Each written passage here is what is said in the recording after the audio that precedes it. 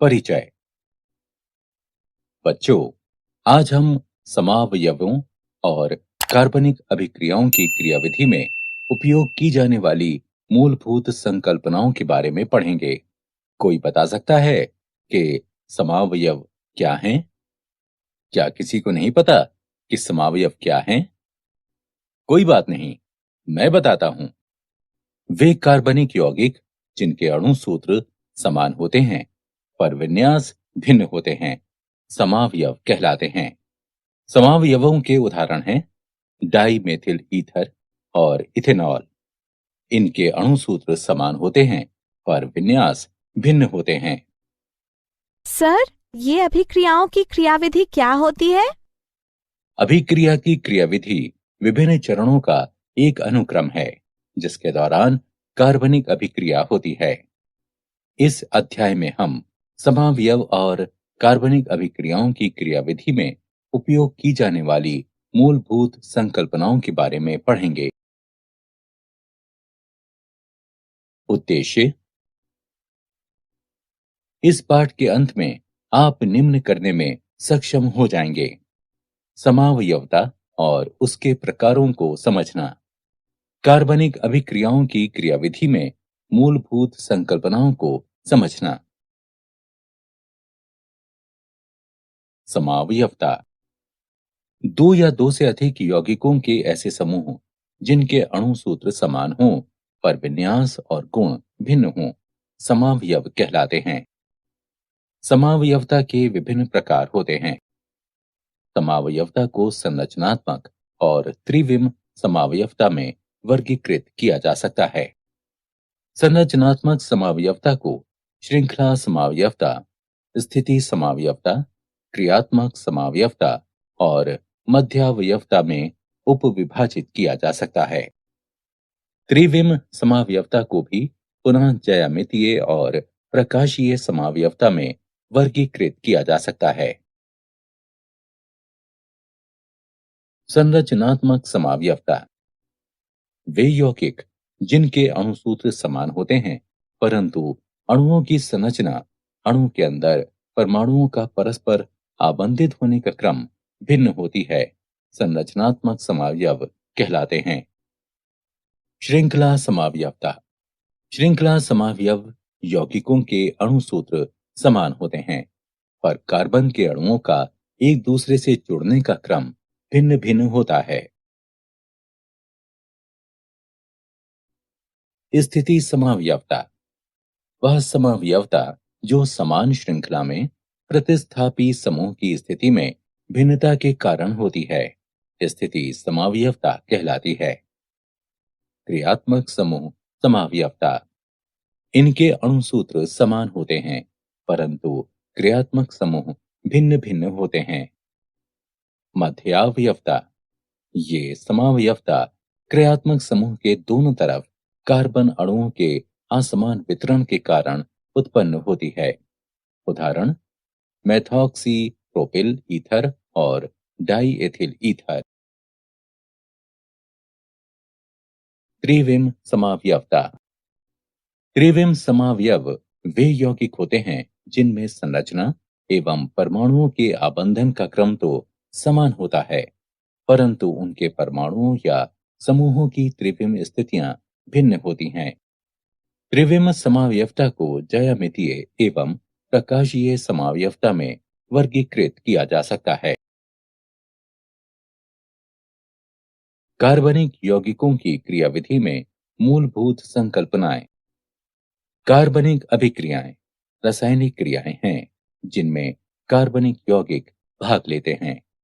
कार्बनिक अणुओं को क्रियाधारक भी कहते हैं जो किसी उचित अभिकर्मक से क्रिया करके मध्यवर्ती और उसके बाद अंतिम उत्पाद बनाते हैं। कार्बनिक अभिक्रियाओं की क्रियाविधि प्राथमिक अभिक्रियाओं का उत्तरोत्तर क्रम है जिसके फलस्वरूप संपूर्ण रासायनिक परिवर्तन प्राप्त होता है। सहसंयोजक आबंध का वितलन एक सहसंयोजी आबंध को दो तरीकों से विदलित किया जा सकता है। पहला विषम अपघटनी विदलन और दूसरा समापघटनी विदलन। विषम अपघटनी विदलन में विदलित होने वाले आबंध के दोनों इलेक्ट्रॉन उनमें से किसी एक परमाणु पर चले जाते हैं जिनके बीच आबंध का विदलन हुआ है। उदाहरण, सभी कार्बन्धनायनों के कार्बन परमाणु पर धनावेश होता है। कार्बन्धनायनों का वर्गीकरण। प्राथमिक कार्बन्धनायन, इसमें कार्बन परमाणु जिस पर धनावेश होता है केवल एक एल्किल समूह से आबंधित होता है। इन्हें एक डिग्री कार्बन्धनायन भी कहते हैं। द्वितीयक कार्बन्धनायन, इसमें कार्बन परमाणु जिस पर धनावेश होता है दो एल्किल समूह से आबंधित होता है। इन्हें दो डिग्री कार्बन्धनायन भी कहते हैं। तृतीयक कार्बन्धनायन, इसमें कार्बन परमाणु जिस पर धनावेश होता है तीन एल्किल समूह से आबंधित होता है। इन्हें तीन डिग्री कार्बन्धनायन भी कहते हैं।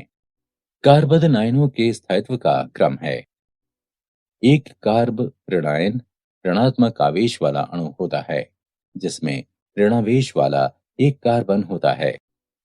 सरलतम कार्ब ऋणायन मैथाइट है जिसे मीथेन से एक प्रोटॉन की हानि द्वारा व्युत्पन्न किया जा सकता है। समापघटनी विदलन, जब सहसंयोजी आबंध टूटता है और दोनों परमाणुओं पर आबंध का एक एक इलेक्ट्रॉन बना रहता है, यह प्रक्रिया समापघटनी विदलन या होमोलिसिस कहलाती है। कभी कभी इस क्रिया में मुक्त मूलक भी बनाते हैं। एक इलेक्ट्रॉन के संचलन को फिश हुक तीर के द्वारा प्रदर्शित किया जाता है। नाभिक स्नेही और इलेक्ट्रॉन स्नेही, वे अभिकर्मक जो इलेक्ट्रॉनों के धनी होते हैं जैसे क्लोराइड आयन, इसको नाभिक स्नेही कहते हैं क्योंकि वे धनावेश की खोज करते हैं और धनावेश नाभिक में होता है। नाभिक स्नेही अभिक्रिया को किसी एक परमाणु की दूसरे परमाणु को इलेक्ट्रॉन प्रदान करने की प्रवृत्ति के रूप में भी परिभाषित किया जा सकता है। वैसे अभिकर्मक जो इलेक्ट्रॉन न्यून होते हैं जैसे कार्बन्धनायन, इन्हें इलेक्ट्रॉन स्नेही निर्दिष्ट किया जा सकता है। इलेक्ट्रॉन स्नेही को किसी परमाणु से इलेक्ट्रॉन ग्रहण कर लेने की प्रवृत्ति के रूप में भी परिभाषित किया जा सकता है। कार्बनिक अभिक्रियाओं में इलेक्ट्रॉन संचलन, इलेक्ट्रॉनों के संचलन को मुड़े हुए तीरों के द्वारा दर्शाया जाता है। तीर की पूंछ उस स्थान को दर्शाती है जहां से इलेक्ट्रॉन युग्म स्थानांतरित होता है और तीर का शीर्ष उस स्थान को दर्शाता है जिस पर इलेक्ट्रॉन युग्म को ले जाया जाता है। एक इलेक्ट्रॉन के संचलन को अर्धशीर्ष तीर के द्वारा दर्शाया जाता है। सहसंयोजी आबंधों में इलेक्ट्रॉन विस्थापन के प्रभाव। एक आक्रमणकारी अभिकर्मक धनावेशित या ऋणावेशित हो सकता है।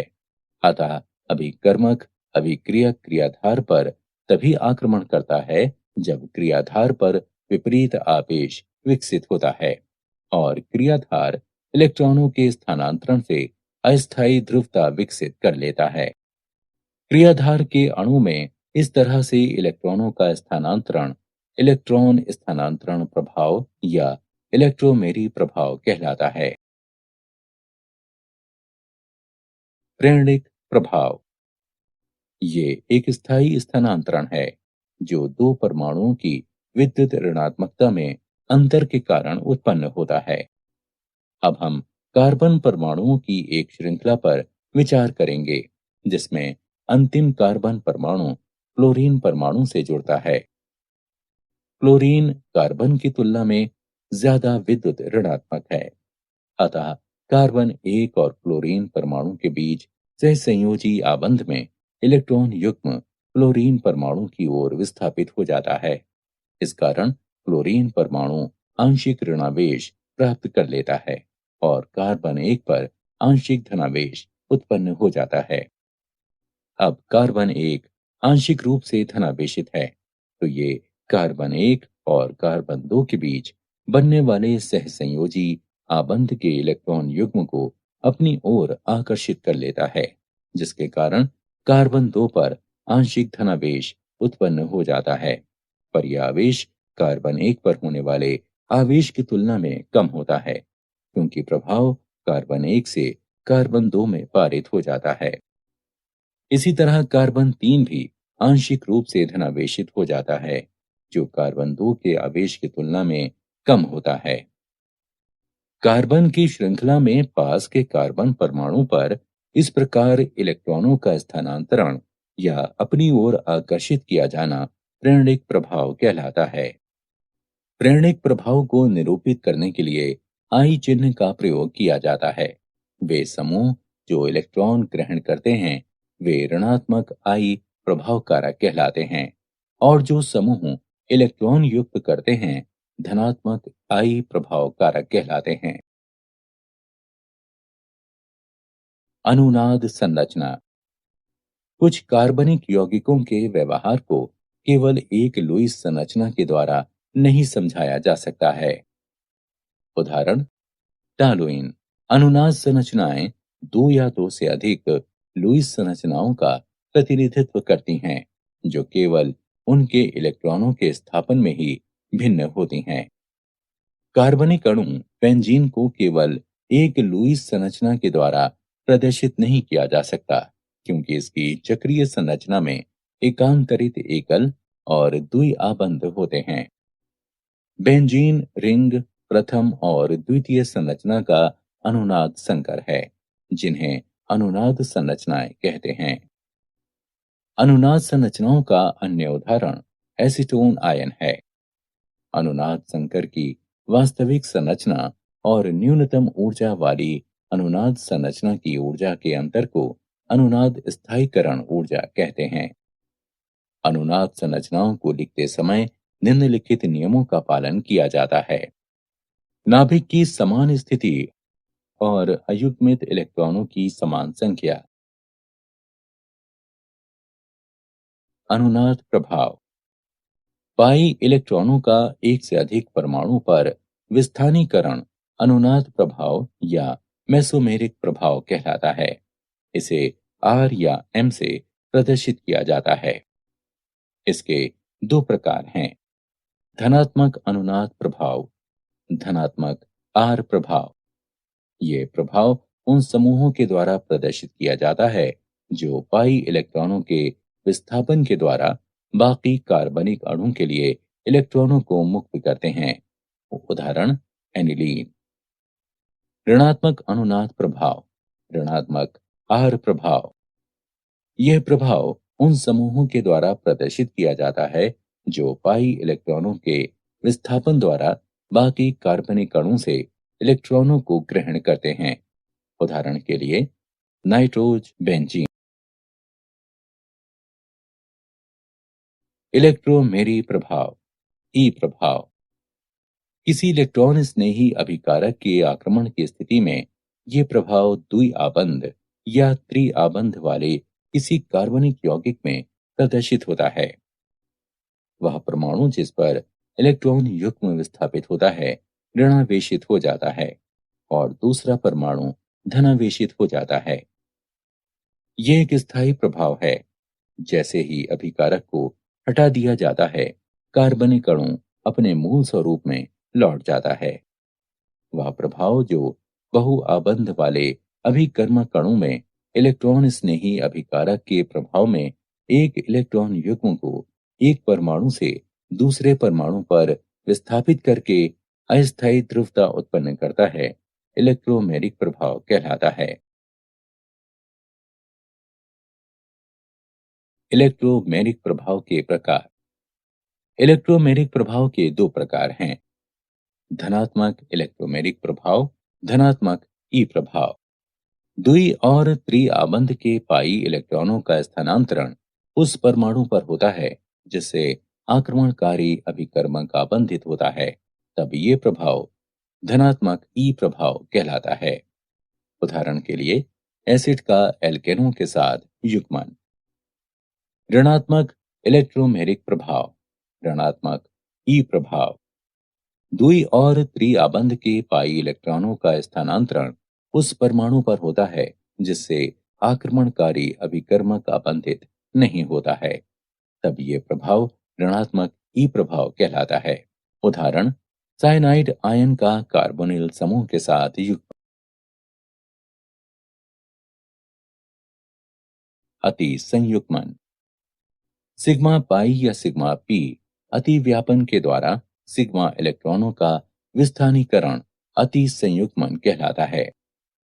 ये सिग्मा आबंध पाई आबंध के साथ संयुग्मन में या सिग्मा आबंध पी कक्षक के साथ संयुग्मन में इलेक्ट्रॉनों के विस्थानीकरण में भाग लेते हैं और तब निकाय को स्थायित्व प्राप्त होता है। उदाहरण प्रोपेन में CH3 समूह के 3 CH सिग्मा आबंध होते हैं जो कि पाई आबंध के साथ संयुग्मित रहते हैं। सिग्मा इलेक्ट्रॉन समीपवर्ती कार्बन कार्बन आबंध पर स्थानांतरित हो जाते हैं और पाई इलेक्ट्रॉन अंतिम CH2 कार्बन पर स्थानांतरित हो जाते हैं। प्रोपीन के 3 संरचनात्मक ढांचे संभावित हैं क्योंकि इसमें 3 CH सिग्मा आबंध होते हैं। विस्थानीकरण में सिग्मा इलेक्ट्रॉनों की भागीदारी के कारण कार्बन और हाइड्रोजन के बीच आबंध संरचनात्मक ढांचे में मौजूद नहीं होते, जिसके कारण अति संयुग्मन को आबंध रहित अनुनाद भी कहा जाता है। क्या आप जानते हैं हाइड्रोजन अणु में सिग्मा आबंध 2 1s कक्षकों के अतिव्यापन से बनता है। मोसेस गोमबर्ग रसायन शास्त्र के संस्थापक हैं। सारांश। आइए हमने जो कुछ सीखा है उसे संक्षेप में दोहराएं। वे यौगिक जिनके अणु सूत्र समान होते हैं, इन पर विन्यास भिन्न होते हैं, समावयव कहलाते हैं। समावयवता के प्रकार हैं संरचनात्मक समावयवता और त्रिविम समावयवता। किसी अभिक्रिया की क्रियाविधि सामान्य अभिक्रियाओं का उत्तरोत्तर क्रम है जिसके परिणाम स्वरूप संपूर्ण रासायनिक परिवर्तन प्राप्त होता है। एक सहसंयोजी आबंध को विषम अपघटनी विदलन और समापघटनी विदलन के द्वारा तोड़ा जा सकता है। विषम अपघटनी विदलन में आबंध के दोनों इलेक्ट्रॉन दो परमाणुओं में से किसी एक पर चले जाते हैं जिनके बीच आबंध का वितलन हुआ है। जब सहसंयोजी आबंध इस तरह टूटता है कि हर परमाणु पर आबंध का एक इलेक्ट्रॉन रह जाता है तो यह प्रक्रिया समापघटनी विदलन कहलाती है।